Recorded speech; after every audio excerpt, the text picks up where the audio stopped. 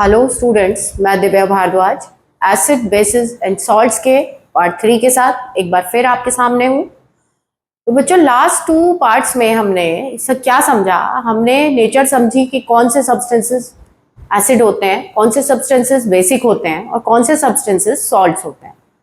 उसके अलावा हमने इंडिकेटर्स के बारे में पढ़ा। लास्ट जो आपका सेशन था उसमें हमने क्या पढ़ा? उसमें हमने एसिड्स की रिएक्शंस पढ़ी। उसमें हमने समझा कि किस तरीके से हमें रिएक्शंस में से, इनफैक्ट रिएक्टेंट्स में से प्रोडक्ट्स फाइंड आउट करने हैं, जिससे कि हमें कभी भी केमिस्ट्री की इक्वेशंस को रटना ना पड़े। ठीक है, हमने कौन कौन सी रिएक्शन पढ़ी थी? हमने पढ़ी थी मेटल्स की रिएक्शन एसिड के साथ। मेटल्स की रिएक्शन एसिड के साथ बच्चों सॉल्ट और हाइड्रोजन गैस निकलती है। फिर मैंने आपको बताया था कि मेटल्स के जितने भी हाइड्रोक्साइड होते हैं, मेटल्स के जितने भी ऑक्साइड्स होते हैं, मेटल्स के कार्बोनेट्स एंड मेटल्स के बाइकार्बोनेट्स, ये सब नेचर में बेसिक होते हैं।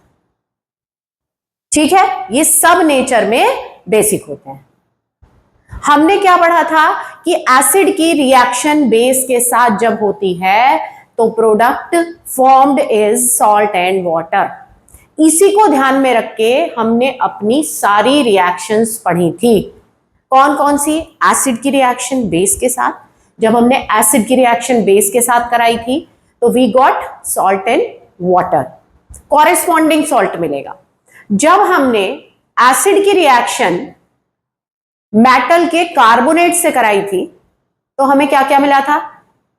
याद करो आप कि मेटल का कार्बोनेट नेचर में बेसिक होता है, और जब एसिड के साथ बेस की रिएक्शन हमने कराई थी, again we got salt, water and carbon dioxide.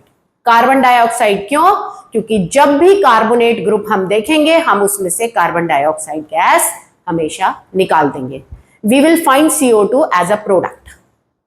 ठीक है, फिर मेटल के बाइकार्बोनेट या मेटल के हाइड्रोजन कार्बोनेट सेम रिएक्शन करते हैं एसिड्स के साथ जैसा कि मेटल के कार्बोनेट्स करते हैं। उसके बाद हमने पढ़ा था कि कार्बन डाइऑक्साइड गैस की प्रेजेंस को हम किस तरीके से चेक कर सकते हैं। तो मैंने आपको उसमें बताया था कि अगर हम कार्बन डाइऑक्साइड को लाइम वाटर के थ्रू पास कराएंगे तो the lime water will turn milky, और क्या फॉर्म होगा? कैल्शियम कार्बोनेट, जो कि एक मिल्की अपीयरेंस देगा। ठीक है, अब इसी को हम कंटिन्यू करते हैं आगे। तो हमारी आज हम पढ़ेंगे reaction of metal oxide with acids. Reaction of metal oxides with acid. बच्चों, फिर एक बार याद करो आप लोग कि मेटल के ऑक्साइड्स नेचर में बेसिक होते हैं, बेसिक। तो कौन सा हमारा फंडा चलेगा यहां पे?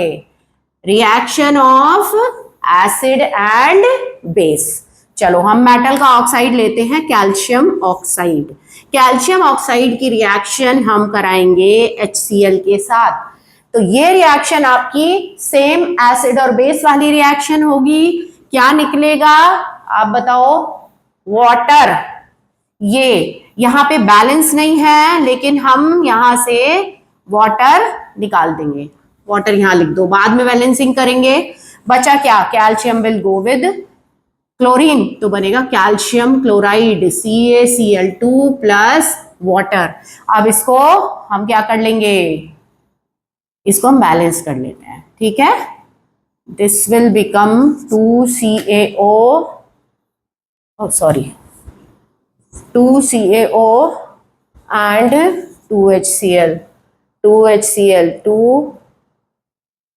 Cl2, CaO. No, this is not balanced. Can you balance it please? क्या आप लोग इसको बैलेंस कर सकते हो? Yes, ये हो गई बैलेंस। देखो, 2 कैल्शियम, 2 कैल्शियम, 2 ऑक्सीजन, नो, हाँ अब बैलेंस है, सॉरी माय मिस्टेक। दो ऑक्सीजन, दो ऑक्सीजन, चार हाइड्रोजन, चार हाइड्रोजन एंड चार क्लोरीन, चार chlorine. Now it is balanced. ठीक है, अब आप देखो कुछ नहीं किया हमने, हमें ये पता था जनरल रिएक्शन से कि when we react an acid and base we get salt and water. बस, तो हमने सबसे पहले पानी को यहां निकाल दिया, जो हमारा बचा वो हमारा सॉल्ट बन गया। ठीक है बच्चों, तो यहां तक हमने पढ़ ली एसिड्स की रिएक्शन। अब हम आगे बढ़ते हैं बेसिस की रिएक्शन। ठीक है,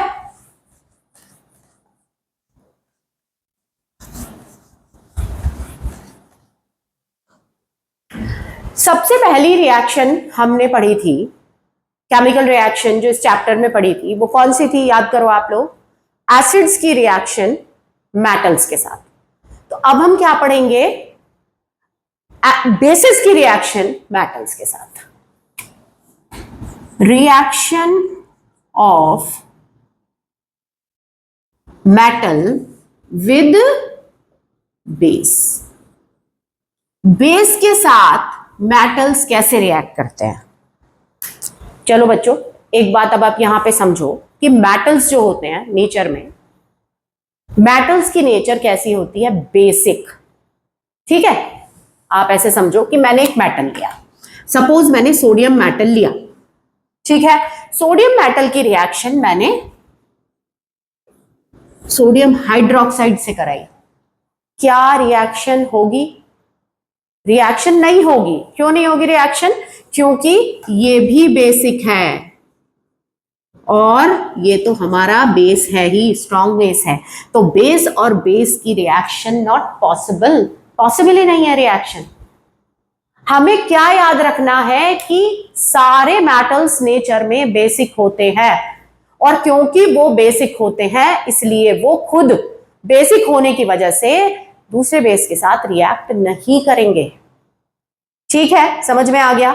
लेकिन ऑन द अदर हैंड कुछ ऐसे मेटल्स हैं, सारे मेटल्स नहीं, कुछ मेटल्स ऐसे मेटल्स हैं जो कि कभी कभी एसिड की तरह भी रिएक्ट करते हैं, यानी कि कभी एसिड की तरह रिएक्ट करते हैं और कभी बेस की तरह रिएक्ट करते हैं।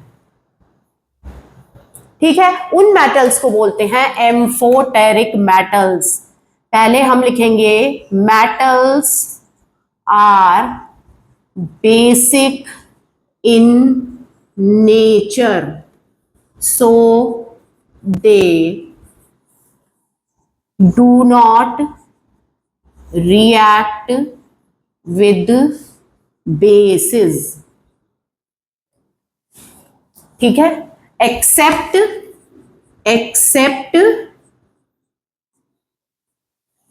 Amphoteric, AMPHOTERIC, amphoteric metals. अब बच्चों एम्फोटेरिक मेटल्स क्या होते हैं? The metals that behaves like acids and bases both। ऐसे मेटल्स जो एसिड की तरह और बेस की तरह, दोनों की तरह बिहेव करते हैं, उन मेटल्स को amphoteric metals. Ampho means dual, word ampho means dual. ठीक है, तो ड्यूअल बिहेवियर शो करते हैं, कभी ये एसिड की तरह बिहेव करते हैं और कभी ये बेस की तरह बिहेव करते हैं। इसके एग्जाम्पल हमारे यहां पर दो हैं, एल्यूमिनियम एंड जिंक। ये दोनों आपके सिलेबस में है, ये दोनों है एम्फोटेरिक मेटल्स। ठीक है, तो अब हम देखेंगे कि इनकी रिएक्शन बेस से किस तरह होती है। ठीक है, चलो आप चाहो तो इसका स्क्रीनशॉट ले लो।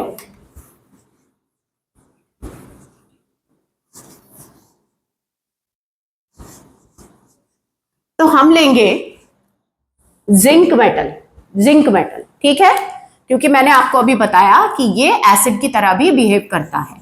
तो जिंक प्लस NaOH, NaOH क्या है? ये बेस है। और ये क्या है? This is behaving like an acid. जब जिंक एसिड की तरह बिहेव करेगा केवल तभी ये रिएक्शन पॉसिबल है। अब आप देखो क्या बनेगा, the product formed will be, acid और बेस की रिएक्शन हो गई तो सबसे पहले क्या निकलेगा? वाटर।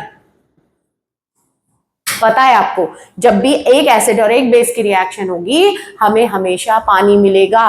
और पानी के साथ साथ अब आप देखो एक नया सॉल्ट आपको मिलेगा। सोडियम और जिंक में से सोडियम ज्यादा रिएक्टिव है, तो जब भी ये रिएक्शन होगी हमें पहले सॉल्ट में सोडियम का नाम लिखना है, that is Na2ZnO2। This is sodium zincate, sodium zincate.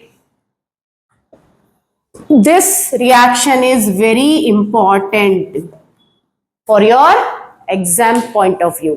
बहुत ज्यादा इंपॉर्टेंट है, आप इसको मार्क कर लो। ठीक है, सेम रिएक्शन होगी एल्यूमिनियम की, एल्यूमिनियम प्लस NaOH। क्या बनेगा? जब सोडियम की रिएक्शन जिंक से कराई थी तो सोडियम जिंकेट बना था। अब सोडियम की रिएक्शन एल्यूमिनियम से कराएंगे तो NaAlO2 प्लस वाटर तो निकलना ही है। This will become sodium aluminate, sodium aluminate. बच्चों दोनों रिएक्शंस बहुत इंपॉर्टेंट हैं, आप इनको नोट डाउन कर लो या स्क्रीनशॉट ले लो, कुछ भी कर लो, बहुत इंपॉर्टेंट रिएक्शंस, राइट? तो ये रिएक्शन आपको आई होप समझ में आ गई होगी। तो वी मूव फॉरवर्ड। अब क्या पढ़ेंगे? अब हम पढ़ेंगे बेस की रिएक्शन मेटल कार्बोनेट्स और मेटल के बाइकार्बोनेट्स के साथ। देखो हमने पहले सारी रिएक्शंस एसिड्स के साथ पढ़ी, कार्बोनेट्स की, मेटल के कार्बोनेट्स की, मेटल के बाइकार्बोनेट्स की, मेटल के ऑक्साइड्स की और खुद मेटल्स की। अब हम सारी रिएक्शन बेस के साथ पढ़ेंगे। तो reaction of metal carbonates and metal bicarbonates HCO3 with base।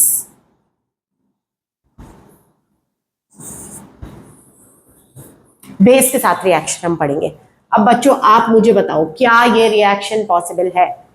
क्या मेटल का कार्बोनेट बेस के साथ रिएक्ट करेगा? मैं आपको लिख के बता देती हूं। मेटल का कार्बोनेट लेते हैं हम CaCO3 और बेस लेंगे हम, सपोज हमने NaOH ले लिया। आप बताओ मुझे क्या ये रिएक्शन पॉसिबल है? याद करो क्या बताया था मैंने, मेटल के carbonates are basic in nature, ये हो गया बेसिक और ये खुद ही एक बेस है। ये reaction not possible, not possible. Base के साथ रिएक्शन नहीं कर सकता। सेम रिएक्शन अगर मैं बोलूं तो मेटल के CaHCO3 whole twice, this is metal का बाइकार्बोनेट, कैल्शियम बाइकार्बोनेट, इसकी भी नेचर बेसिक होती है तो ये भी बेस के साथ रिएक्शन नहीं करता। ठीक है, समझ में आया आप सबको? अब हम आपकी एसिड्स और बेसिस की जो केमिकल रिएक्शंस पढ़ रहे थे उसमें हम लास्ट रिएक्शन पढ़ेंगे नॉन मेटालिक ऑक्साइड की रिएक्शन किसके साथ? बेस के साथ।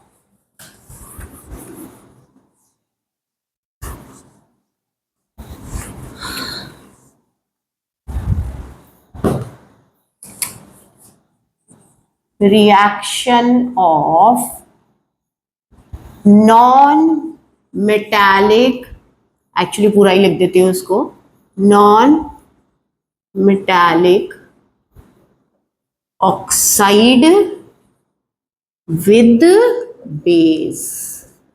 सिर्फ आपको ये देखना है कि कौन से कंपाउंड की नेचर एसिडिक है और कौन से की बेसिक है, बाकी सब आपको जनरल रिएक्शन बता देगी।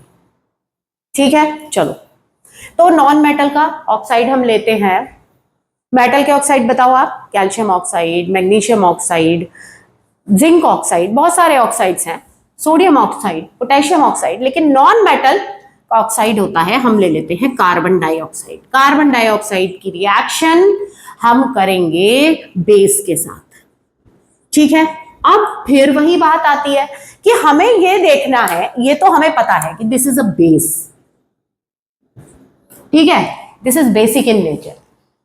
अब नॉन मेटल के ऑक्साइड की बात करें तो नॉन मेटल के ऑक्साइड्स नेचर में एसिडिक होते हैं, एसिडिक, एसिडिक। तो अब फिर बताओ आप कौन सी रिएक्शन बनी, एसिड और बेस की रिएक्शन। क्या निकलेगा, वाटर। सबसे पहले निकाल दो वाटर। जब यहां से वाटर निकल गया, अब क्या बचा बताओ आप। तो नॉन मेटालिक ऑक्साइड की रिएक्शन हम बेस के साथ करेंगे, तो नॉन मेटालिक ऑक्साइड हम कार्बन डाइऑक्साइड ले लेते हैं, ठीक है। और बेस आप कोई भी ले सकते हो, मैं यहां पे कैल्शियम हाइड्रोक्साइड बेस ले रही हूं, दिस इज कैल्शियम हाइड्रोक्साइड। देखो ये क्या है, नॉन मेटल का ऑक्साइड। बच्चों कार्बन एक नॉन मेटल है, ठीक है, और कार्बन की रिएक्शन जब ऑक्सीजन से हुई तो क्या बन गया, कार्बन का ऑक्साइड, यानी कि कार्बन डाइऑक्साइड। ठीक है, कैल्शियम हाइड्रोक्साइड एक बेस है। ये जो नॉन मेटल के ऑक्साइड्स होते हैं, ये होते हैं नेचर में acidic. These are acidic in nature and these are basic in nature. कौन सी रिएक्शन, एसिड और बेस की रिएक्शन, क्या बनेगा, सॉल्ट प्लस वाटर।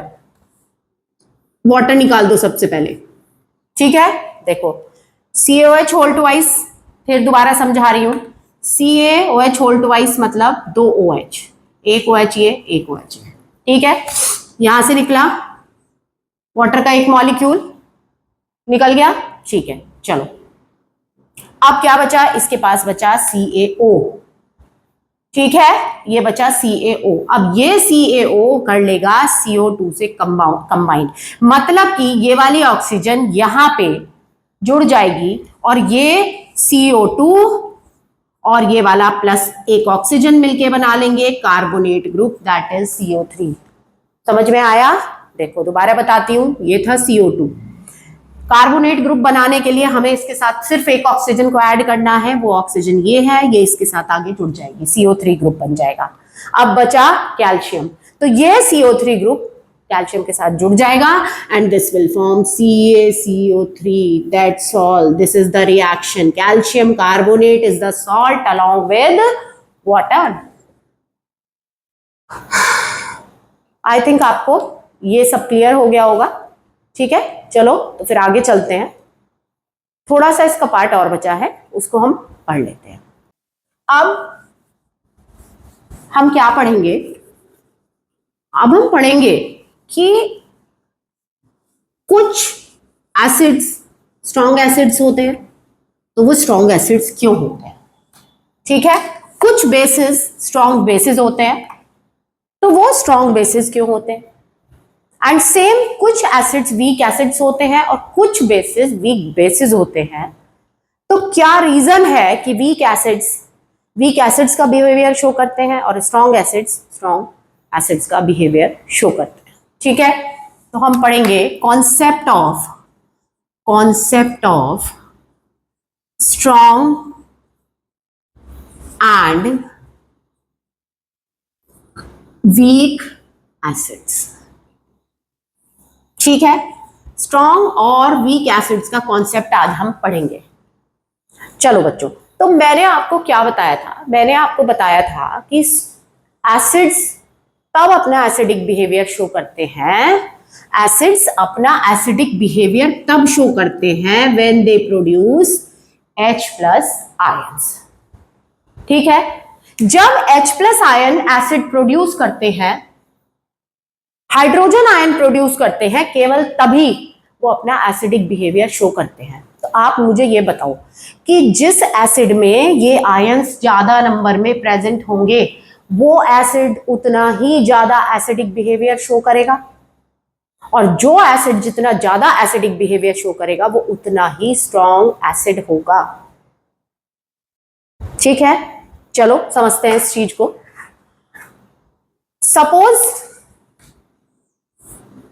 सपोज ये हाइड्रोक्लोरिक एसिड है, सपोज ये हाइड्रोक्लोरिक एसिड है। ठीक है, कैसे बनाया हमने hydrochloric acid? Hydrogen chloride gas को हमने वाटर में डिसॉल्व कर दिया। अब वाटर क्या करेगा, अपनी एनर्जी से H प्लस और Cl माइनस आयन में इस गैस को तोड़ देगा। ठीक है, अब जितने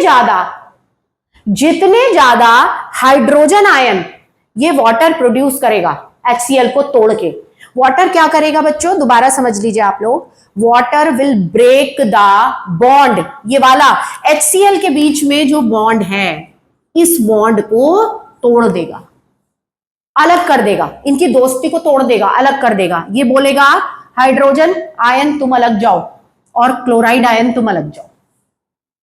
देखो आप, अब जितना ज्यादा हाइड्रोजन आयन क्लोराइड आयन से अलग होंगे, यानी कि जितने ज्यादा हाइड्रोजन आयंस प्रोड्यूस होंगे एसिड भी उतना ही ज्यादा स्ट्रॉन्ग होगा।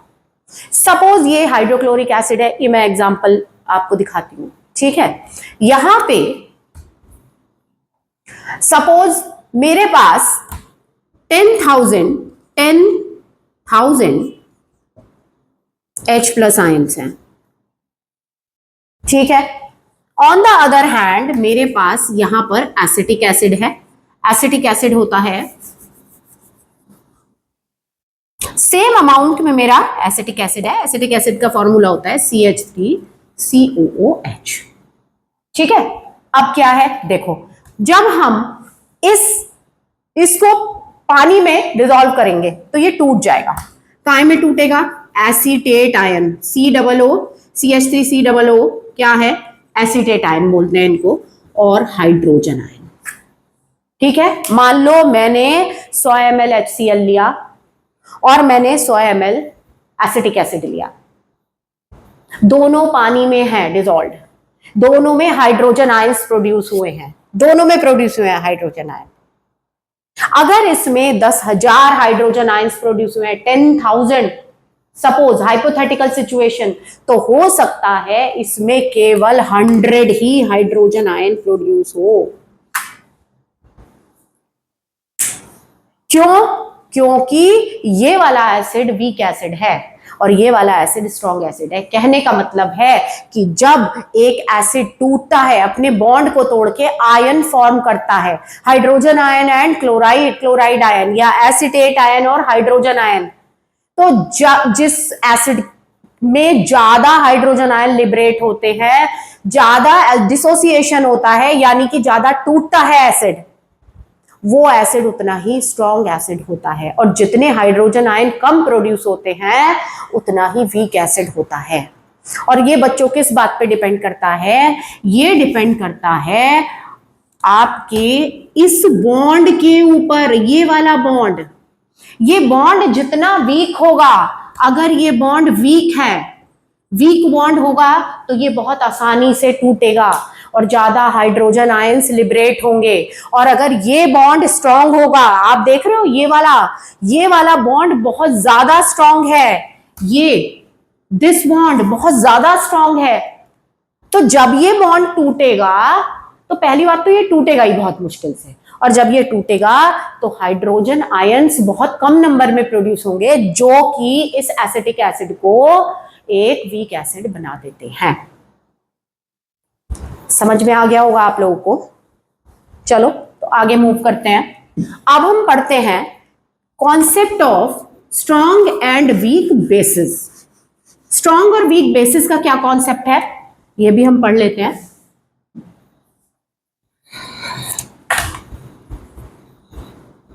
अब बच्चों बेस क्यों है? क्योंकि उसके पास हाइड्रोक्सिल आयन है या हाइड्रोक्साइड आयन है, बताया था मैंने आपको। ठीक है, तो आप शायद कुछ कुछ समझ भी गए होंगे। ये लिया हमने सोडियम हाइड्रोक्साइड। सोडियम हाइड्रोक्साइड को पानी में डिसॉल्व किया, ये टूट गया sodium hydroxide sodium plus hydroxide ion में या हाइड्रोक्सिल आयन में। तो जितने ज्यादा OH आयंस प्रोड्यूस होंगे उतना स्ट्रॉन्ग बेस होगा, और जितने कम हाइड्रोक्साइड आयन प्रोड्यूस होंगे उतना वीक बेस होगा। ठीक है, समझ में आ गया।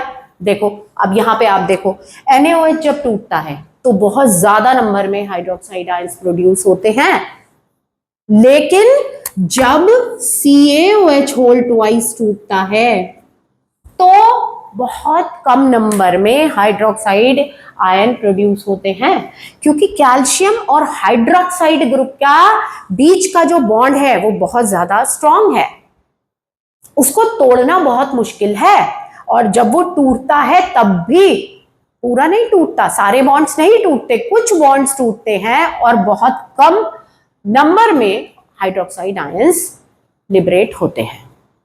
तो this was the concept of strong and weak acids and strong and weak bases. I hope I made myself clear to all of you. ठीक है, अब हम पढ़ेंगे बच्चों, अब हम पढ़ेंगे pH। ठीक है, pH क्या होता है, चलो समझ लेते हैं।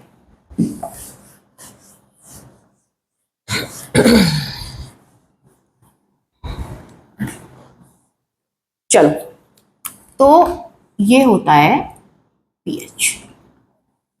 ठीक है, pH का मतलब क्या है, पोटेंस ऑफ हाइड्रोजन। अब आप बोलोगे कि मैम पोटेंस क्या है, पोटेंस मतलब पावर। पूरा कॉन्सेप्ट pH का इस पावर ऑफ हाइड्रोजन पे बेस्ड है, पावर ऑफ हाइड्रोजन पे बेस्ड है।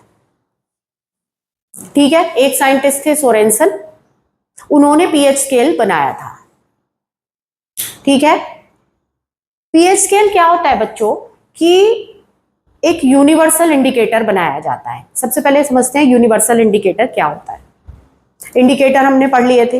यूनिवर्सल इंडिकेटर होता है बच्चों, बहुत सारे इंडिकेटर्स को मिला के एक इंडिकेटर बनाया जाता है जो हमें यह बताता है कि एसिड वीक है तो कितना वीक है, एसिड स्ट्रॉन्ग है तो कितना स्ट्रॉन्ग है, बेस वीक है तो कितना वीक है, और बेस स्ट्रॉन्ग है तो कितना स्ट्रॉन्ग है। क्योंकि अभी तक हमने इंडिकेटर्स से क्या पढ़ा, हमने पढ़ा कि जो रेड कलर का लिटमस पेपर होता है वो बेस के साथ ब्लू कलर देता है। तो हमें क्या पता चला कि अगर किसी कंपाउंड ने, अगर किसी सब्सटेंस ने रेड लिटमस को ब्लू कर दिया तो वो बेसिक है, अगर किसी सब्सटेंस ने ब्लू लिटमस को रेड कर दिया तो वो एसिडिक है। लेकिन एसिडिक है तो कितना एसिडिक नेचर है उसका, स्ट्रॉन्ग एसिड है, माइल्ड एसिड है, वीक एसिड है, एंड सेम विद बेसिस। ये हमें अभी तक पता नहीं चला, ये हमें पता चलता है यूनिवर्सल इंडिकेटर से, और यूनिवर्सल इंडिकेटर से ही हम बनाते हैं pH स्केल।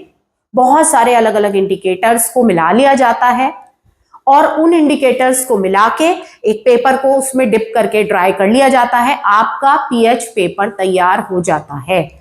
और कैसे बताता है pH पेपर, कैसे काम करता है, तो बच्चों pH ऐसे काम करता है कि आपकी जो स्ट्रिप होती है वो आपको हर एसिड या बेस के साथ according to their strength they give different colour, different colours देता है। हमें पता चला कि जब हमने एक सब्सटेंस pH स्केल पे डाला तो हमारा जो pH पेपर था, एक्चुअली जो pH पेपर था, that turned red, dark red. तो ये डार्क रेड कलर इंडिकेट करता है कि जो गिवन सब्सटेंस है that is a strong acid. ठीक है, चलो अब हम थोड़ा pH के बारे में पढ़ लेते हैं। तो बच्चों पावर ऑफ हाइड्रोजन, तो सोरेंसन जो साइंटिस्ट थे उन्होंने क्या बताया हमें, उन्होंने बताया कि भाई हाइड्रोजन तो बहुत ही पावरफुल है। कैसे पावरफुल है? उन्होंने बताया कि जितना ज्यादा हाइड्रोजन आयन उतना कम पीएच। उन्होंने इसके लिए एक फॉर्मूला दिया, that was pH is inversely proportional to 1 upon, मतलब inversely proportional to hydrogen ion. ये फॉर्मूला उन्होंने दिया। इसका क्या मतलब है? इसका मतलब ये है कि जितने ज्यादा हाइड्रोजन आयन होंगे उतना पीएच कम होता जाएगा। आप समझते हो ना? इनवर्सली प्रोपोर्शनल का मतलब एक चीज बढ़ेगी तो दूसरी कम होगी।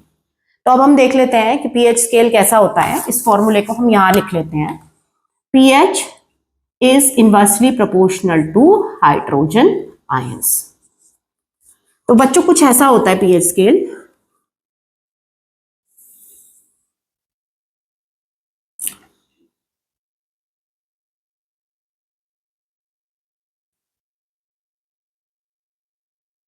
देखो 1 2 3 4 5 6 7, 1 2 3 4 5 6 7, 8 9 10 11 12 13 14, 8 9 10 11 12 13 14।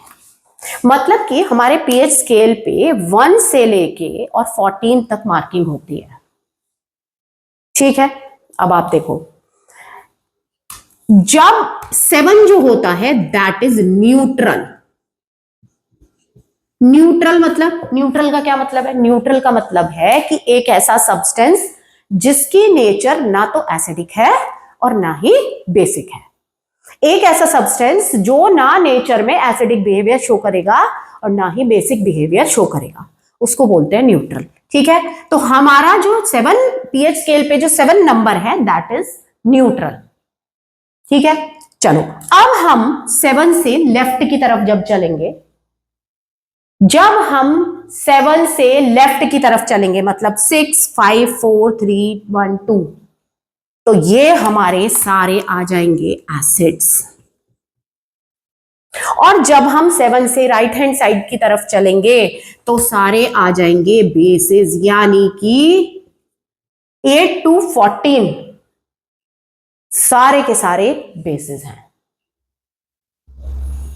ठीक है, अब आप ये देखो, हाइड्रोजन आयन का जो कॉन्सेंट्रेशन होगा, मैंने आपको क्या बताया, ये फॉर्मूला देखो, जितने ज्यादा हाइड्रोजन आयन उतना कम पीएच वैल्यू। इसका मतलब कि ये वाला जो सबसे कम पीएच वैल्यू क्या है स्केल में? 1। पीएच स्केल में सबसे कम पीएच वैल्यू है 1। इसका मतलब जो 1 पीएच वैल्यू वाला एसिड है that is the strongest acid. ये वाला स्ट्रॉन्गेस्ट एसिड। और जैसे जैसे आप 1 से आगे की तरफ मूव करोगे टुवर्ड 7, तो आपका जो एसिड की स्ट्रेंथ है वो वीक होती जाएगी। तो 1 2 3 हमारे बहुत स्ट्रॉन्ग एसिड्स होते हैं, 4 5 पे हमारे माइल्ड एसिड्स होते हैं, माइल्ड, और 6 के बाद और 7 के बीच में हमारे वीक एसिड्स होते हैं। ठीक है, अब जब आप इधर चलोगे, देखो मैंने क्या बोला कि जितना ज्यादा हाइड्रोजन आयन की कॉन्सेंट्रेशन उतनी कम पीएच वैल्यू। सबसे कम 1 पे, मतलब सबसे ज्यादा हाइड्रोजन आयन।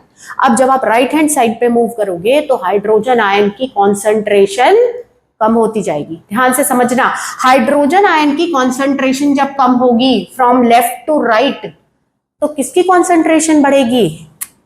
OH आयंस की। OH आयंस की कॉन्सेंट्रेशन बढ़ेगी। तो इधर वाले जो हमारे कंपाउंड्स हैं they will show basic behaviour. तो सबसे ज्यादा स्ट्रॉन्ग बेस होगा 14, स्ट्रॉन्ग बेस जिसकी पीएच वैल्यू 14 होगी। 13 वाला उससे थोड़ा कम स्ट्रांग होगा, 12 वाला उससे कम, एंड सो ऑन। समझ में आया? तो मतलब जितने भी एसिड्स हैं उनका पीएच लेवल 1 to 7 के बीच में होता है, और जब एग्जैक्ट 7 होता है पीएच स्केल पे वैल्यू, तो वो सब्सटेंस होता है न्यूट्रल। जैसे कि हमारा वाटर, पानी जो है उसकी पीएच वैल्यू 7 होती है, वो न्यूट्रल होता है, ना एसिडिक होता है ना बेसिक होता है।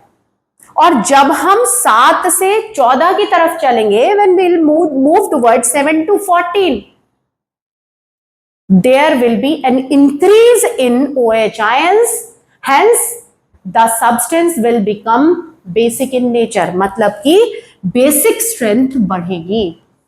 जब हम लेफ्ट हैंड पे चलेंगे हमारी एसिडिक स्ट्रेंथ बढ़ेगी, और जब हम राइट हैंड पे पीएच स्केल में मूव करेंगे हमारी बेसिक स्ट्रेंथ बढ़ेगी। ठीक है, अब ये देखो, अब हमें कैसे पता चलेगा कि हमारा सब्सटेंस वीक एसिड है या वीक बेस है, या स्ट्रॉन्ग एसिड है या स्ट्रॉन्ग बेस है? यहां पे आप देखो कि मैं इसको इरेज कर देती हूं, ठीक है। यहां पे हमारा ये वॉयलेट कलर होता है, हम विबग्योर को फॉलो करेंगे, इंडिगो नहीं होता इसमें, फिर ब्लू होता है, फिर 7 पे ग्रीन कलर होता है, फिर yellow, then orange and then red. देखो आप फ्रेंड, देखो विबग्योर, आपको बिल्कुल रेनबो कलर्स दिखाई देते हैं इसमें, ठीक है। तो अगर हमसे क्वेश्चन ज्यादा नहीं आता इसमें से, हमसे क्वेश्चन पूछा जाता है कि अगर पीएच स्केल पे हमें वॉयलेट कलर दिखाई दे रहा है तो हमारा सब्सटेंस नेचर में कैसा है, एसिडिक या बेसिक? आपको पता है कि वॉयलेट कलर कहां पे आ रहा है? 14, 13 पे। 14, 30 वाले सब्सटेंसेस हमारे स्ट्रॉन्ग एसिड्स, वो सॉरी स्ट्रॉन्ग बेसिस होते हैं। 7 पे ग्रीन होता है, मतलब कि अगर आपके पीएच स्केल पे ग्रीन कलर आ रहा है तो the given substance is neutral in nature, और उसके बाद आपका अगर ग्रीन से येलो हो रहा है या रेड हो रहा है या ऑरेंज हो रहा है तो अकॉर्डिंगली वो ज्यादा स्ट्रॉन्ग एसिड्स होते चले जाएंगे। एक रफ आइडिया चाहिए आपको, ये पूरा एग्जैक्ट कलर नहीं आते यार 10th में, बस आपको एक रफ आइडिया चाहिए, ठीक है। तो ये हमारा पीएच स्केल खत्म हो गया। अब हम आज का लास्ट टॉपिक करेंगे बच्चों कि हमारी डेली लाइफ में जो हम देखते हैं पीएच की क्या वैल्यू है, डेली लाइफ में क्या क्या चीजें हैं जो हमें अफेक्ट करती हैं, जिनका पीएच इनफेक्ट हमें अफेक्ट करता है, ठीक है। चलो, तो पहली चीज हम पढ़ते हैं कि कई बार हमें बी स्टिंग हो जाता है, हनी बी काट लेती है या हमें चींटी काट लेती है, आंट स्टिंग हो जाता है। तो पहला है बी स्टिंग।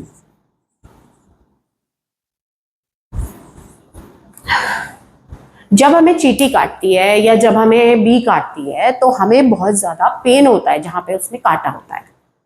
ऐसा क्यों होता है बेटा? क्योंकि वो अपने स्टिंग से हमारी स्किन के अंदर एसिड रिलीज कर देती है, एसिड, और एसिड हमेशा पेन करता है। देखो, जब हमारे पेट में बहुत ज्यादा एसिड हो जाता है तो हमें पेट में भी पेन होता है, स्टमक एक होता है हमें, ठीक है। तो ये हमें जब बी काट लेती है तो एसिड रिलीज होता है जिसका नाम होता है फॉर्मिक एसिड, ठीक है। अब आपको क्या करना है? आपको कुछ नहीं करना, आपके घर में खाने का सोडा होगा, बेकिंग सोडा आपकी मम्मा जरूर रखती होंगी। आपको, क्योंकि ये एक एसिड है, हमें क्या करना है, वी वॉन्ट और रिलीफ इन पेन, हमें पेन में रिलीफ चाहिए, तो हम क्या करेंगे, एसिड को बेस से न्यूट्रलाइज कर देंगे।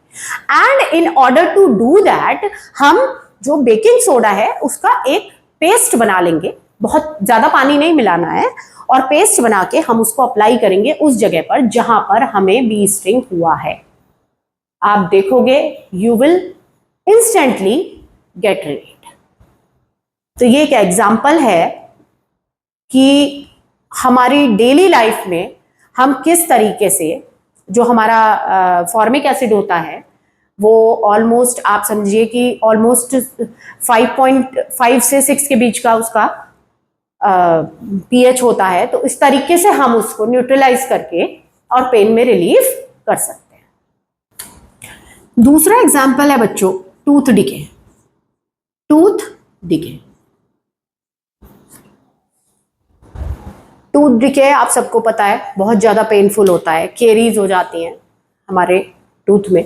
क्या होता है बच्चों, देखो जब हम खाना खाते हैं, जब हम फूड का इंटेक करते हैं, तो जो हमारे मुंह का पीएच वैल्यू होती है वो लगभग 7.2 से 7.4 के बीच में होती है, ठीक है, जो कि बेसिक है। अभी हमने पढ़ा कि 7 से ज्यादा जैसे ही हम जाएंगे तो हमारा जो मीडियम हो जाएगा वो बेसिक हो जाएगा। पीएच जब हमारा 7 से ज्यादा होगा, that the medium will become basic. अब क्या हुआ कि हमने ब्रश नहीं करा, थोड़ी देर बाद क्या हुआ कि बैक्टीरिया ने अटैक करना शुरू कर दिया हमारे मुंह में, हमारे दांतों पे अटैक करना शुरू कर दिया। और जब वो बैक्टीरिया फूड पे अटैक करता है तो एसिड प्रोड्यूस होता है, ठीक है। अब जब ये एसिड का पीएच, जो हमारे मुंह में बैक्टीरिया ने जो रिएक्शन करी उससे जो एसिड रिलीज हुआ, व्हेन इट बिकम्स 5.5, पीएच 5.5 हो जाता है, तब क्या होता है बच्चों, हमारे टूथ डिके होने शुरू हो जाते हैं, हमारे दांत सड़ने शुरू हो जाते हैं। इसके लिए डॉक्टर हमें क्या सजेस्ट करते हैं कि हमें दिन में 2 बार ब्रश करना चाहिए, पेस्ट करना चाहिए इनफैक्ट। अब आप बोलोगे मैम पेस्ट करने से क्या होता है, तो पेस्ट करने से होता यह है बच्चों कि जो टूथपेस्ट होता है वो नेचर में होता है बेसिक। आपके मुंह में क्या प्रोड्यूस हुआ है, 5.5 पीएच वाला एसिड, टूथपेस्ट है बेसिक। एसिड और बेस एक दूसरे को न्यूट्रलाइज कर देते हैं and your mouth becomes absolutely clean, बिल्कुल साफ हो जाता है आपका, ठीक है। चलो फिर हम पढ़ते हैं कि जो हमारे यहां दूध वाला आता है, जो आपके यहां मिल्कमैन आता होगा, वो मिल्क में थोड़ा सा बेकिंग सोडा ऐड करता है। आपको पता नहीं होगा शायद कि मिल्क में जो मिल्कमैन आता है आपका मिल्क लेकर, he adds little amount of baking soda in the milk. ऐसा क्यों करता है वो, देखो जो मिल्क होता है हमारा, उसका जो नेचर होता है वो एसिडिक होता है। You will be surprise to know कि मिल्क जो होता है उसका नेचर एसिडिक होता है, ठीक है। और वेरी इंपॉर्टेंट पॉइंट ध्यान से सुनना कि जब भी मीडियम एसिडिक होता है तो बैक्टीरिया की ग्रोथ बहुत जल्दी होती है। अब मिल्क का मीडियम स्लाइटली एसिडिक है, मतलब 7 पीएच वैल्यू से थोड़ा सा कम है, ठीक है। अब क्या होगा, बैक्टीरिया की ग्रोथ हो जाएगी, तो हो सकता है जब तक आपके घर पे मिल्क पहुंचे तब तक वो स्पॉयल हो जाए। तो मिल्कमैन क्या करते हैं, वो थोड़ा सा baking powder, baking soda milk में मिला देते हैं। बेकिंग सोडा होता है बेसिक, तो जो मिल्क की एसिडिक नेचर होती है वो हल्की सी टुवर्ड्स बेसिक हो जाती है और उसमें बैक्टीरिया और माइक्रोब्स की ग्रोथ रुक जाती है, ठीक है। तो ये इंपॉर्टेंट है बच्चों, ये बोर्ड का काफी अच्छा खासा क्वेश्चन है जो अक्सर आता है, ठीक है। चलिए अब नेक्स्ट है कि फार्मर्स क्या करते हैं। देखो अलग अलग तरीके की क्रॉप्स होती हैं, अलग अलग तरीके की क्रॉप्स हैं, उनको अलग अलग तरीके की सॉइल चाहिए। कुछ क्रॉप्स को हल्का सा एसिडिक मीडियम चाहिए, हल्का सा ग्रो होने के लिए, जिससे कि उनकी अच्छी ग्रोथ हो पाए, प्रोडक्शन ज्यादा हो पाए। और कुछ क्रॉप्स को हल्का सा बेसिक मीडियम चाहिए। अब मान लीजिए सॉइल को टेस्ट किया और वो नेचर में क्या है, वो नेचर में एसिडिक है और फार्मर को चाहिए बेसिक, तो वो क्या करेगा बच्चों, देखो वो कैल्शियम ऑक्साइड या कैल्शियम कार्बोनेट ऐड कर देगा। मैंने आपको बताया था इन दोनों की नेचर होती है बेसिक।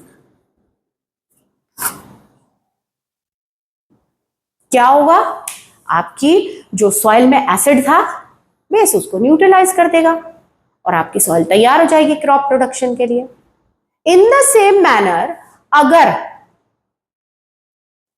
एसिडिक मीडियम चाहिए सॉइल का तो फार्मर्स क्या करते हैं, वो कुछ भी मैन्योर्स, कॉम्पोस्ट वगैरह उसमें ऐड कर देते हैं, क्योंकि वो नेचर में एसिडिक होती है और वो जो सॉइल है उसको भी एसिडिक बनाती है। ठीक है। अब एक और पॉइंट है, हमारा बॉडी जो है, हमारे बॉडी का पीएच ऑलमोस्ट 7.2 से 7.6 के बीच में होता है, एल्केलाइन होता है हमारा बॉडी। ठीक है। जब भी आप बहुत कुछ उल्टी सीधी चीजें खा लेते हो, पिज्जा खा लेते हो, बर्गर खा लेते हो, कुछ ऑयली फूड खा लेते हो जिसमें कि फैट का कंटेंट, कोई भी चीज जिसमें फैट का कंटेंट बहुत ज्यादा है, तो क्या होता है, आपके स्टमक में as you know hydrochloric acid produce होता है।